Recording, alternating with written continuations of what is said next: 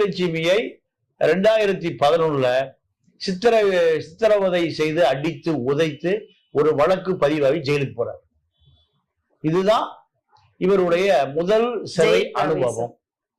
2016 சமரச மையத்தில் சமரச நீதிமன்றத்தால் சமரசப்படுத்தப்பட்டு அந்த வழக்கு வாபஸ் வாங்கப்பட்டு மீண்டும் சமரசம், மீண்டும் வழக்கு, 2வது வழக்கு. 3வது ஒரு ஹோட்டல்ல ஒரு வெயிட்டரை அடிச்சு போடுறாரு. அடிச்சு உதைச்சு அவனை சட்டையெல்லாம் கிழிச்ச பிறகு 1 லட்சம் ரூபாய் கொடுத்து அவனோட சமரசம் பேசி அந்த வழக்கும் பதிவாகல. 3.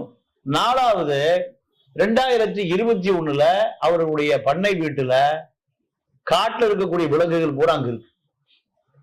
வனத்துறை போய் கைப்பற்றி ஒரு வழக்கை பதிவு செய்யறாங்க. இப்படி 4 வழக்கு